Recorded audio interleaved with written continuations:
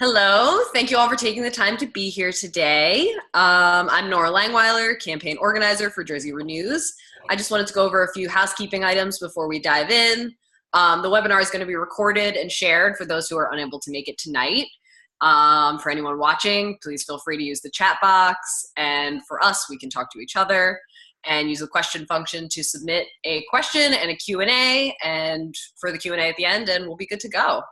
It is my great pleasure to introduce Reverend Fletcher Harper, our MC for the night. Take it away, Fletcher.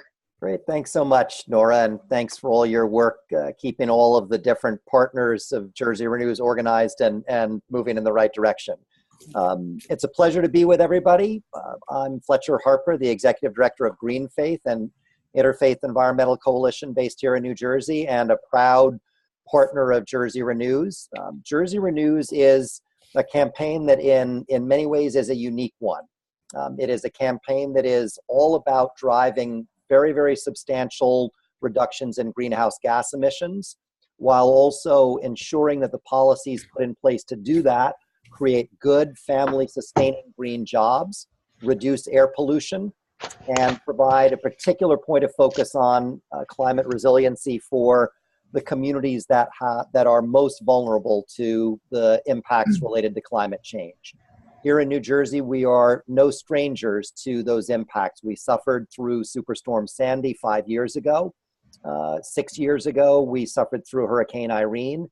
We know what climate change means. We know that it represents a very substantial threat to the well-being and the safety and the future of New Jersey. And Jersey Renews is bringing together a diverse coalition of labor, environmental, social justice, community-based, faith-based, and other groups that are coming together around these policies and working to put them into action, working to educate and convince the public that these are the policies that are needed, and working to educate our elected leaders about the fact that we want them to enact policies that represent these concerns.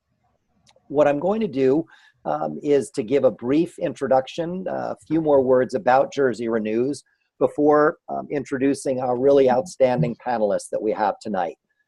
We have Dan Fatton, the Executive Director of the New Jersey Work Environment Council, Lisa Ruiz, and Andre Thomas. I'll introduce them momentarily, but I'm going to share just a couple of slides to give you a sense of what Jersey Renews looks like and who its partners are.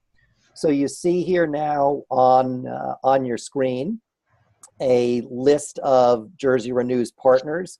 You can see that we have over 60 coalition members in Jersey Renews. Over 1,000 people have signed the Jersey Renews petition, which you can find at jerseyrenews.org. Among those, we also have over 50 clergy religious leaders who've signed on as a way of demonstrating their support for the Jersey Renews platform and principles. You see with the logos that are there on the slide, some of the diversity of the groups that are involved. You see Environment New Jersey, 32BJ of the Service Employees International Union, New Jersey Working Families, the Reformed Jewish Voice of New Jersey, the United Steelworkers, ISLES, New Jersey Education Association, New Jersey Citizen Action, La Casa de Don Pedro, Clean Water Action, New Labor, and I won't read more of them than that, but you get a sense of the diversity of the members of this coalition and the fact that this coalition is really organizing to have the greatest impact possible. There have been a couple of things that Jersey Renews has already done, and I'd like to give you just a quick overview of those. In August of 2017, we gathered over 70 people at the Atlantic City Utility Authority wind farm in Atlantic City, the Atlantic County Utility Authority, excuse me. And we had an expert panel talking about what would be required to get New Jersey back on track in terms of being a leader for wind power on offshore wind on a national level. And we're really pleased to see that the Murphy administration is headed in the right direction in terms of looking to restart New Jersey's progress towards a strong commitment to offshore wind. In September of 2017, we held an event in Trenton with ISLES, a fantastic community-based organization working for strong community-based development in Trenton, on the topic of jobs for a just transition. And Andre Thomas from Isles is going to speak about that this evening. In November of 2017, we had a clean energy forum in Little Falls. There were, again, a number of partners who spoke at that event about the kinds of clean energy policies that were going to be needed to get New Jersey back on track in terms of reducing its greenhouse gas emissions at scale and making a strong and aggressive transition towards a clean energy future. And then just earlier this week, we held a transportation rally for what we call Electrify New Jersey. It took place at City Hall in New Jersey. You can see on the photograph there, Mayor Steve Fulop, along with Jersey Renew's partners behind him. Working families, the Associated Transit Union were the major partners for that event. And it was a way of showcasing that part of a clean energy future for New Jersey has to involve electric transportation, because it's an absolutely critical part of reducing the state's greenhouse gas emissions, creating good green jobs, and creating a sustainable future. Jersey Renews is issuing a series, or has issued a series, of policy briefs already, which are available on the Jersey Renews website, jerseyrenews.org. I won't read the topics there, but you can see that there are 7 there already, and there are more in the pipeline. So we'd encourage you to read those and to share those with your community and with your colleagues. So that's a quick overview of what Jersey Renews is about. And what I'd like to do now is to have our diverse speakers, who I'll introduce one at a time, to share what they do and why they're involved with Jersey Renews. So our first speaker is Andre Thomas, who is the director of the Center for Energy and Environmental Training at Isles. Isles is a 36-year-old Trenton-based nonprofit that fosters self-reliant families and healthy, sustainable communities. And Andre, for a number of years now, has, at the Center for Energy and Environmental Training, led the state's preeminent Green Jobs Training Center. He offers training in a variety of different facets of energy efficiency and energy conservation, energy efficiency retrofits for residential and commercial facilities. He provides lead abatement training and other forms of environmental training with the aim of creating good green jobs for members of the community. So Andre, I'm going to pass to you now and invite you, if you would, to share a little bit about your work and why you're part of Jersey Renews. Yes. Well, we love the mission of Jersey Renews while it supports what we're doing here at Isles. And our goal, the reason why the Center for Energy and Environmental Training was created back in 2009 was to enhance high quality job opportunities for underserved people looking to get into the green job pathway, but also incumbent workers who are already working in the field, HVAC workers and folks that did home performance work. So the goal was to enhance, high quality training for those fields, and also build a local and statewide green workforce, improve the environment overall, and educate the community, nonprofits, and governments about indoor and outdoor environmental health. We focus on 2 areas as Reverend Harper mentioned, energy efficiency, and we are a Building Performance Institute training center where we're able to provide national certification for entry-level workers as well as advanced workers. And our goal is to, one, because we're connected with organizations like Clean Energy that kind of oversees the work that's being done in the homes, our goal along with Clean Energy is to make sure that we're putting quality folks into the homes doing the work, where BPI sets the standards to ensure that the workers that are going to the home understand that safety is the first priority and environmental health for the families, and also efficiency that overall will impact our planet in terms of our carbon footprint. And we also focus, our other area of focus is healthy homes training and health safety, where we provide training for folks that visit homes all throughout the state, from nurses to health workers, inspectors, and just community folks that live in homes to educate them on how to maintain a healthy home, how to identify hazards in the home that impact health, asthma, lead, amongst various environmental hazards in the home. So we provide training for those areas, and we're looking to connect the energy efficiency field with the environmental health so that when we go into the homes, we can approach it from a holistic perspective. And some of our outcomes included, we actually train over 2,000 individuals in energy field work, and we replaced 96% of the folks that got trained. We actually placed them into jobs, and we're looking to continue to do that training. We're really support Jersey Renew's work because one, we have to attack it from various areas. The training is one aspect of it, but at the same time, we also have to support the rebates that really drive the work to be done. And the rebates will help the companies that go into the homes. It'll help them get a customer base where we can actually go in and do the work.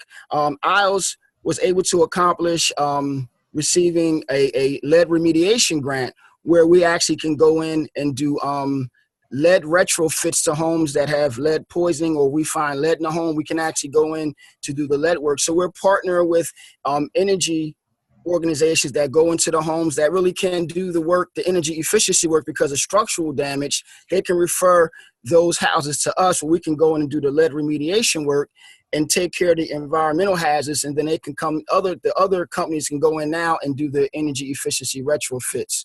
So we're in a good position to provide not only training but services to the homes that really need a lot of attention. But of course, funding is always an issue. So we want to really influence the policies that are in place that impact the work that we do. That's great. Thanks, Andre. And I've gotten a couple of questions in asking about some policy recommendations that you might have. And so I'll come back to you in just a moment to get your take on that. But thanks so much. And while you were talking, as folks saw, I was sharing a number of different web pages on the center that you direct so that people could get a feel for that. So we'll come back and make sure that you get a chance to speak a little bit more about that. Sure, thank you. So I'm really pleased now to introduce our second speaker, Lisa Ruiz. Lisa is a nurse representative for Shore Nurses Union and the New York State Nurses Association. She served on the negotiating committee for members at Shore Medical Center, which ratified a truly historic contract which delivered impressive economic gains and gave 340 nurses more collective bargaining strength by aligning the agreement's expiration with those of major New York City, NYSNA hospitals, and AFT HPAE nurses in New Jersey. So a really fantastic job, Lisa, in that regard. The New York State Nurses Association has been a leader in the fight for climate action and represented a major presence in both people's climate marches, which I know because we were there and really saw and appreciated that. Lisa, tell everybody sort of what is this about, nurses and climate change? How have you guys connected the dots in such a powerful way? Well, I think that nurses have a long history of really seeing the impact of climate change on our patients, right? So I think that nurses have been talking about environmental issues for long before I even became a nurse, because that's where we actually see it. We see it at the bedside. And of course, NYSNA, the union represents over 40,000 registered nurses. And this is one of our goals, or one of our projects, is to be actively involved now with the effects of climate change and what it's doing to our communities and for the world, for that matter. It really is, at this point, the biggest global health threat of the 21st century is climate change. And the implications of climate change, not just here at home, but globally, are enormous. And I have to say, nurses and our nurses are on the front lines everywhere, and we're looking for solutions for a healthier, more sustainable environment. As frontline caregivers, we're seeing firsthand the impacts of climate change, including increases in disease and catastrophic harm from extreme weather events. And we have seen extreme weather events over the last 2 years in New Jersey and New York, and in the world. We have an important role to play in reducing harm to our patients and the planet. That's what we're really talking about, saving the planet at this point. As I said, nurses are everywhere.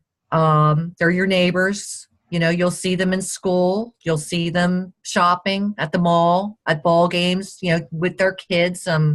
So just about everybody knows a nurse. And we are actively engaged in local, statewide, and national struggles for clean air, land, and water, which are all essential to good health. And we have witnessed, you know, firsthand the health disparities also that result in communities that are overburdened with pollution. We're seeing high rates of asthma. We're seeing asthma now. When I was growing up, and I lived right across the bridge from the Walt Whitman Bridge, my family lived in Gloucester City. And I grew up in Woodbury Heights. I didn't know one person that had asthma. I didn't even know the word. Now, I can say that everybody probably knows at least 5 people that have asthma. And so where's that coming from? We're seeing other respiratory diseases, increases in cancer, heart disease, kidney disease, diabetes, elevated levels of lead and dangerous chemicals in our water are toxic, and they're deadly, and they have long-term health effects on small children and tiny babies, but on adults as well, right? And all of this is affecting our physical, our intellectual, and our emotional health. We're also seeing, because there's such, when it's hot, it's really hot outside now, right? Look what just happened in the last 2 weeks. We had weather that was 6 degrees, and then we had weather that was 68 degrees, all in a time frame of like a 3-week period. With heat-related, we're seeing heat-related illnesses and death, extreme weather injuries and mortalities. That's what when we have these hurricanes, they're tearing up our neighborhoods, they're tearing up houses. People can't get to the store to get food. There's waterborne illnesses that we're seeing now. I can't explain enough how much climate is affecting everything now. Look at the wildfires out in California that we're seeing. I'm just turning my page here for my notes here. And I think that now, and I believe all my nurse colleagues believe, you know, it's time to start healing our planet, because there is no planet B to go to, right? When Superstorm Sandy tore through the Jersey Shore, taking lives and destroying neighborhoods, leveling homes, I think many nurses knew that we had reached a turning point. With global warming posing a cataclysmic threat to public health, it was clear that our work caring for patients and communities will require that, you know, we kind of get in with leading this charge into the fight for climate justice. And I see you have our website up, and I hope people take the chance to click through our screens and look at some of the videos we have up there. These nurses are doing amazing work.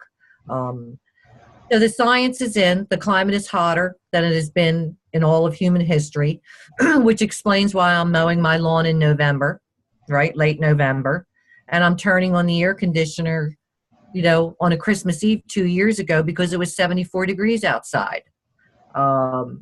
So unless our society can make a dramatic break from its addiction to fossil fuels, it's only going to get hotter here. And it's further threatening catastrophic weather events and even greater destruction. For example, if when it gets really, really hot, you get a lot of algae, which, you have the huge fish kill. So that not only affects your water supply, your food supply. For us who live here in this country, the impact may not be so devastating for us. We can just go to Acme and get some more fish, right? But for people in underserved countries, they're getting their fish from that water, right? They can't go to Acme. So now we're looking at places in the world, if the water is polluted and the food supply is dying off, now you're looking at scores of infants and babies who their development really depends on good nutrition. So if the food source isn't there, now we're looking at malnutrition at a cataclysmic event, really, and the effects of malnutrition go on. That is lifelong.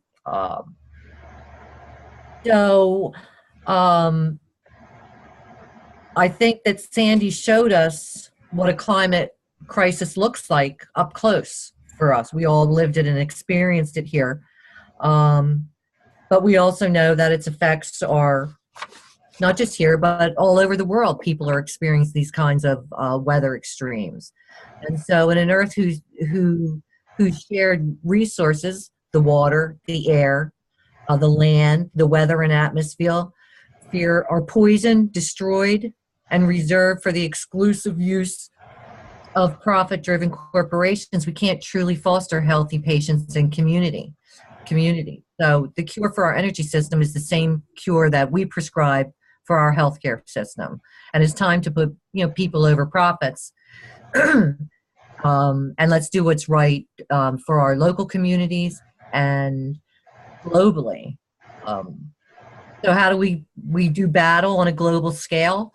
Every way we can, basically. And it's not just with me or with you or our viewers. It's, everybody has to take responsibility for making these changes and to actually fight for them, because we are fighting big energy companies at this point who have stockholders. As I said, nurses are on the front lines in protecting our air and our water from pollution. We're working on forward-thinking clean energy and good job solutions. And we're working in coalitions like this to build the movement for climate justice and just spreading the word to as many people as we can to get involved and change the way you live your life now. Change how you heat your house, change how the car you drive, change everything. So we're not just, nurses aren't just here to heal our patients. We're here to rescue the world and work with all of you. Thank you. Thanks, Lisa. That's super. And may come back to you with a question about asking what it's actually like when something like a superstorm Sandy hits and hospitals are forced to close around the region, what that's like. So I may come back to you if we've got enough time for some further insights along those lines. Sure thing. So our next speaker who I'm really pleased to introduce is Dan Fatton. Dan is the executive director of the New Jersey Work Environment Council, which is the nation's oldest blue-green alliance. It's a partnership that has grown to more than 70 organizations, all of which are dedicated to ensuring safe, secure jobs and a healthy, sustainable environment.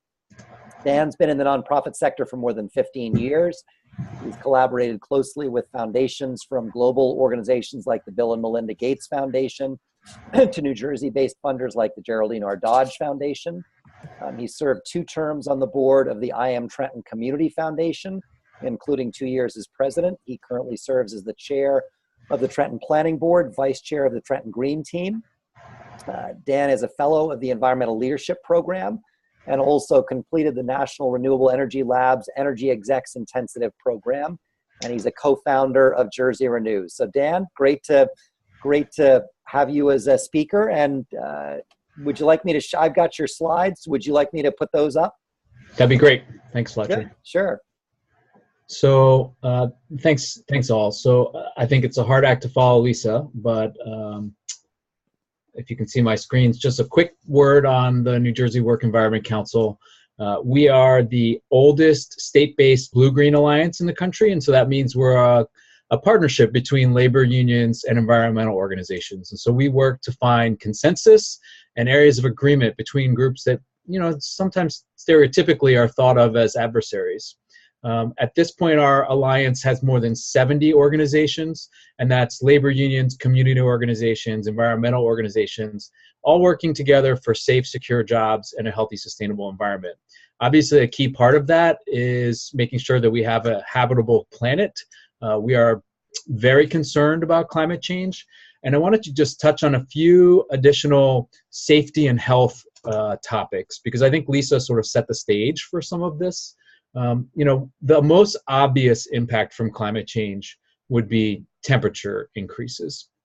And so what that means in terms of a health perspective is increased incidences of heat stress or heat stroke. You're putting more stress on the heart and the lungs, so you may have more people having cardiovascular problems. You can have exhaustion issues, muscle tissue breakdown, and sometimes it even means morbidity or death. So, you know, as temperatures go up, this can be especially a prominent issue for vulnerable populations. So if we're thinking about elderly folks, when we had the heat waves in Europe a few years ago, there were hundreds of people who passed away because they were exposed to extreme temperatures. And as temperatures rise globally, this will become more and more of an issue. The second piece in terms of health impacts, and this one's probably pretty obvious as well, having lived through Superstorm Sandy and other disasters, is extreme weather. So more storms, more floods. Here in New Jersey and the Northeast, at Rutgers University, the Climate Adaptation Alliance put out a climate and health profile report, which showed we're going to have more incidents of severe weather with increasing severity. And we may have droughts or we may have floods. We may have wildflower fires out west like we saw in California just last month. And the danger of these extreme weather events is not limited to what happens during the disaster. Unfortunately, people can be exposed to hazardous materials, and it can create dangerous working conditions when we're doing cleanup or, you know, after the fact. So you may have folks being exposed to mold or asbestos when you're doing demolition. And so, you know, the totality of these extreme weather events is not limited to just what happens during a hurricane. A lot of times it can be weeks afterwards that you're having exposure issues. And obviously it can make it difficult to get to work or to communicate, because if you, in the case of Puerto Rico, you've had an entire energy grid that's down for weeks at a time or months. And so it just is a major disruptor. The third issue is air pollution. And I think Lisa really mentioned the prevalence of asthma. Here in New Jersey, 1 in 13 people suffer from asthma. And according to the 2017 State of the Air report, which the American Lung Association put out, 11 counties in New Jersey, and we have 21 counties, so it's a little more than half, have a failing grade on air quality already under current conditions. So as temperatures rise, that means you have a magnification of ground level ozone, an exacerbation of other respiratory illnesses, more heart disease, and it can really inflame people's allergies. So there's air quality issues, particularly in our densely populated areas, but it's throughout the state. Up next in our list of concerns with safety and health from climate change is that as temperatures rise, different insects, different disease vectors, their habitats expand. So here in New Jersey, everybody is aware of the explosion of Lyme's disease. So as the temperature rises, as ticks are able to make it through the winter, you get more and more susceptibility to different diseases that might not have been able to thrive in our climate because the climate has changed. And so that may mean incidences like what we heard in the news last year with the Zika virus. Mosquitoes are able to move more north, and the same thing with ticks. And then I think our last issue in terms of health and safety is mental health. And I can subscribe that, or I can affirm that climate change could be a major stressor, right? Like, we don't know exactly what the future of our planet might be. We know that there's going to be extreme weather events on an increasing basis.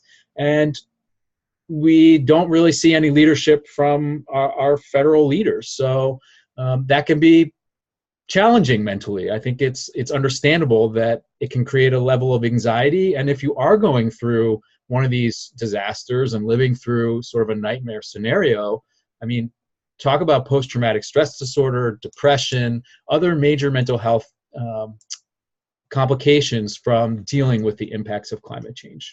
And I have to give a credit here to our campaign organizer, Norah Langweiler, who put together a great graphic for us. We presented some information about these impacts of climate change at a national conference in the fall called the National Council on Occupational Safety and Health.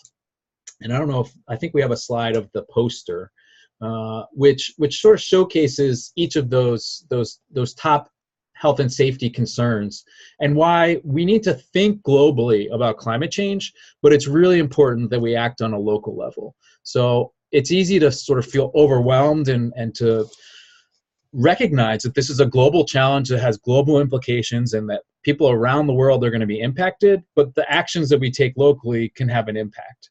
So with that in mind, WEC has partnered with groups like ISLES and GreenFaith and the New York State Nurses Association and others to come up with a suite of options. What can we do here in New Jersey? How can we make more clean energy here in the state? What are we going to do to reduce our emissions? How do we put people to work doing these actions? And I think the policy briefs really showcase some best practices that we've shared with the new administration and that we're going to be collectively pushing for New Jersey to take the lead on offshore wind, to really make a concerted effort to electrify our transportation, to get more electric buses onto our streets. So there's a lot we can do. We're working as a collaborative effort, and WEC is proud to be one piece in this broad partnership pushing for action on climate. That's super. Many thanks, Dan. Norah, say a little bit. You're out there as the campaign organizer, sort of in touch with a lot of different groups. What do you see as what motivates people from all of these diverse constituencies to work together on this? What are you seeing as the campaign organizer? Sorry to throw a question at you unannounced, but I think it's important for folks to hear from you. That's all right. I think that one of the major concerns is the state of the planet. People recognize that climate change is happening. It is a real thing, despite what some may like to say. And people want to take action. And I think this, more than anything, since it's a global threat, is a really strong unifier so that we can all speak with one unified voice and say, hey, we see this thing happening. We recognize it in our streets on a day-to-day basis, and we want to do something about it. So that's mostly what I hear from people when they ask to join the coalition, or we ask them to join the coalition. People are excited about it because they know that it has to get done, and they know that we have to work together to do it. And that's what Jersey Renews offers. So Norah, give us how can individuals, groups, how can groups join the Jersey Renews Coalition? Well, you can contact us through our website, jerseyrenews.org, or you can email me directly at Langweiler at njwec.org as well. And it's super easy to get involved. You just shoot me an email and we can talk all about coming to coalition meetings and writing op-eds and making sure that you get the opportunity to add your voice to this important coalition. Great, and we'll include your email address in the follow-up email where we send the recording link out to everybody who registered, so they've got that there. So Andre, let me turn back to you for a moment. Could you shared concretely with me and with a number of members of the coalition about the kinds of policies that really help employers bring onto their staffs the people that you train, and help them make the transition from workforce training into having an ongoing productive employment. Say a little bit about those kinds of policies, and also a little bit more about, you know, the number of people you've trained and a few examples of the kind of jobs they're in. Sure.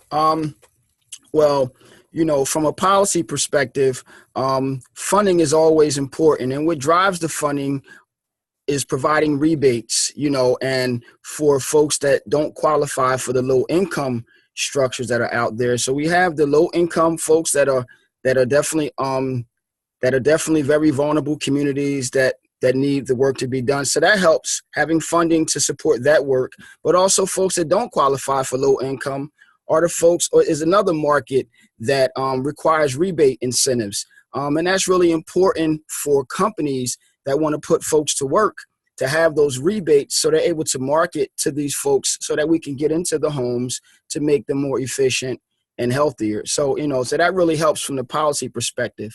And today I was just training a class today, and these were folks that are going into the homes, working in the attics, you know, making homes more energy efficient. And when I told them about the webinar tonight, they were excited to know that there are coalitions that are working hard on the other end to help drive this engine so that they can have some security in their jobs, so they can continue to do the work that they're being trained to do.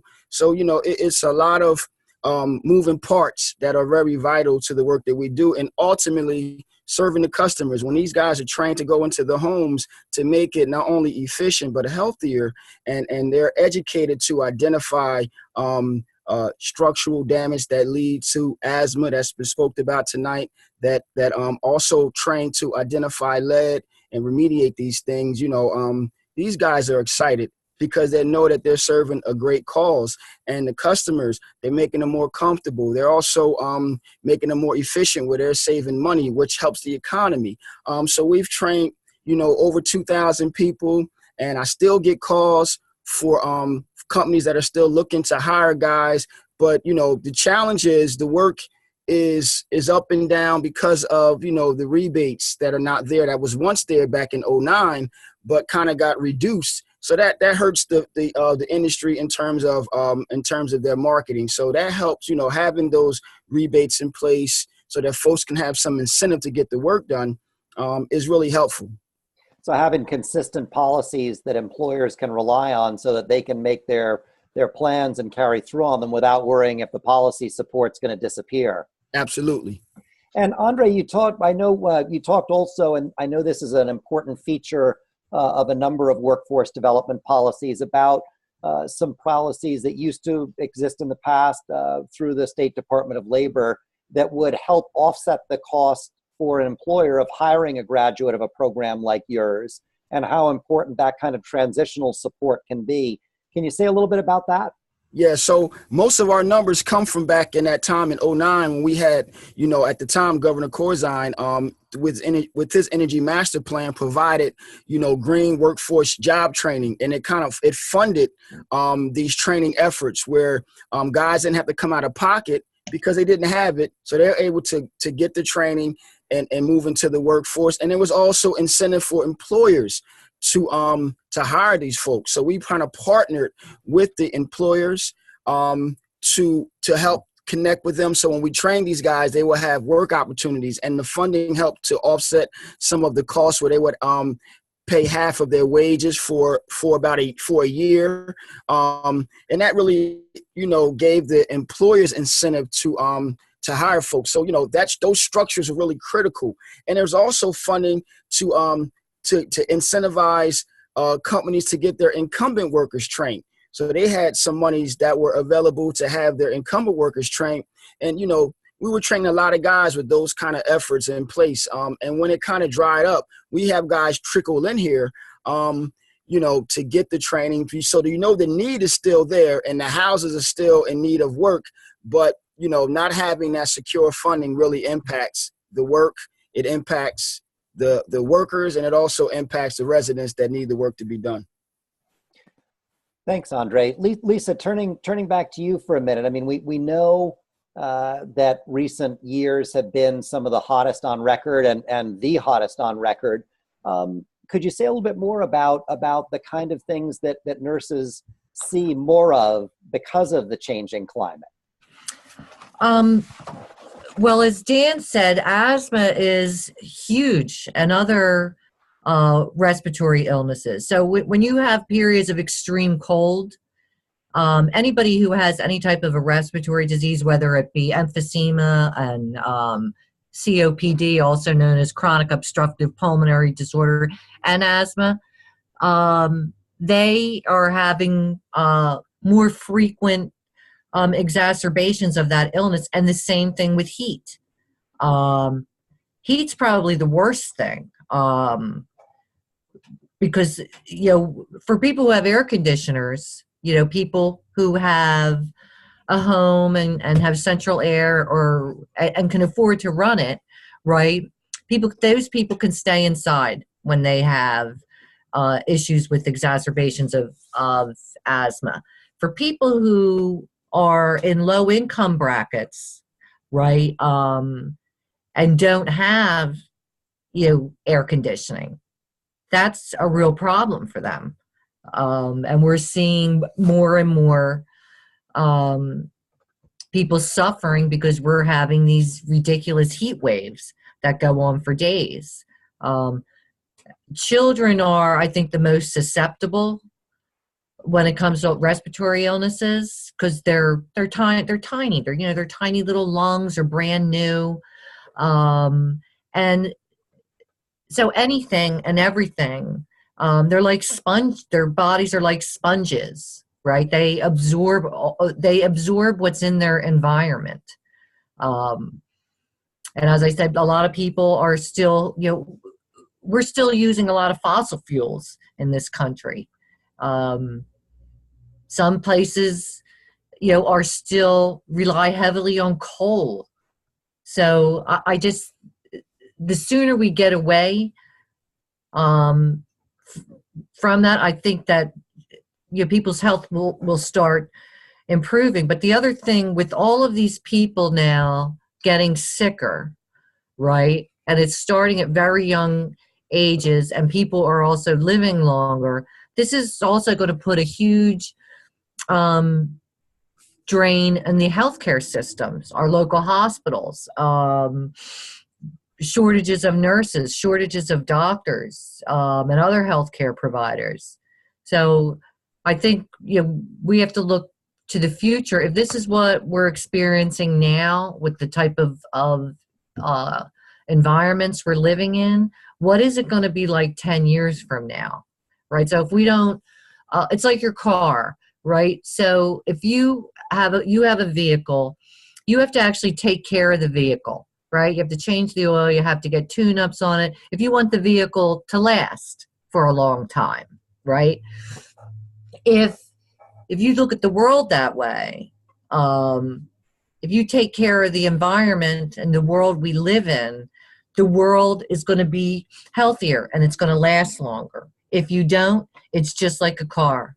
If you don't take care of your vehicle and maintain it, your car is going to die, right? So I think that for people, there are people who don't believe in climate change. I don't understand it because I use the car analogy to say, I didn't take care of my car and it died. And so if I don't take care of the planet, it's going to die also. Yeah, no, well said. Well said. Dan, let me turn back to you. You've spent a lot of time reaching out and engaging really actively with a diverse range of labor unions. And I wonder if you could share what are some of the questions, some of the points of connection that are very natural for labor partners with this, with Jersey Renews. Are there concerns that emerge? I think folks would be interested to hear about that. Sure. So I think by and large, actually, especially here in New Jersey, our labor partners get it, right? Like Lisa just said, the science is pretty clear.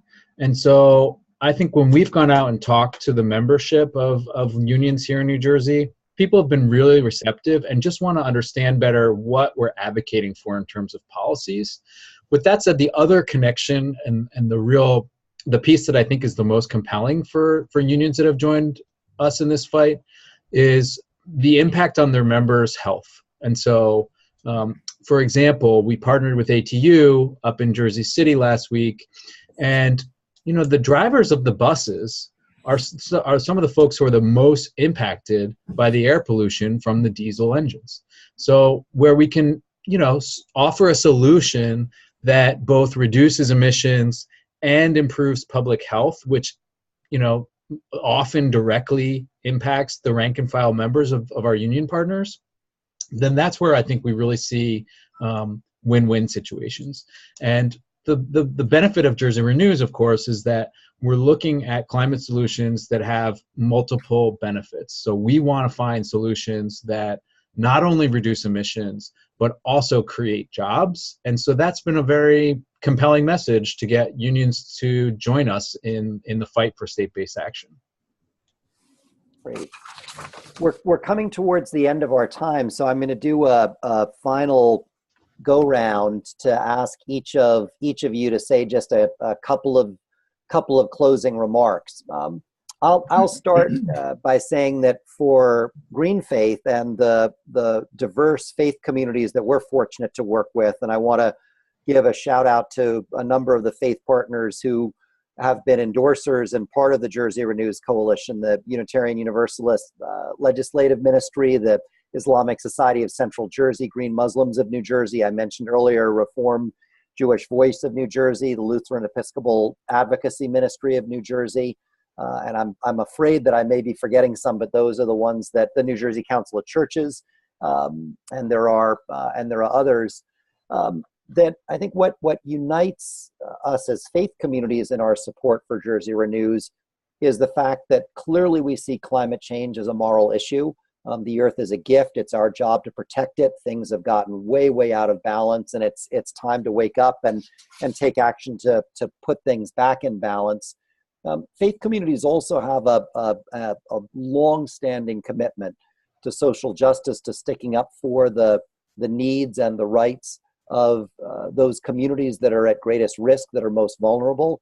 And we all know that climate change, while it affects all of us, it absolutely affects the most vulnerable more severely. And for faith communities, that's a major issue and a major concern. And there's been a long-standing partnership globally between faith communities and labor, talking about the dignity of labor. The Catholic Church, a long-time leader with that, along with the Protestant churches across the world. And so the points of connection between faith and Jersey Renews are strong, and we're looking forward to bringing more and more faith partners into the coalition. Norah, couple of closing words from you. Sure. Geez, catching me off guard. Yeah, it's such a pleasure and a great opportunity to be able to work on such an important issue that affects so many people, and to be kind of this vector for all these different organizations, all these different perspectives coming together.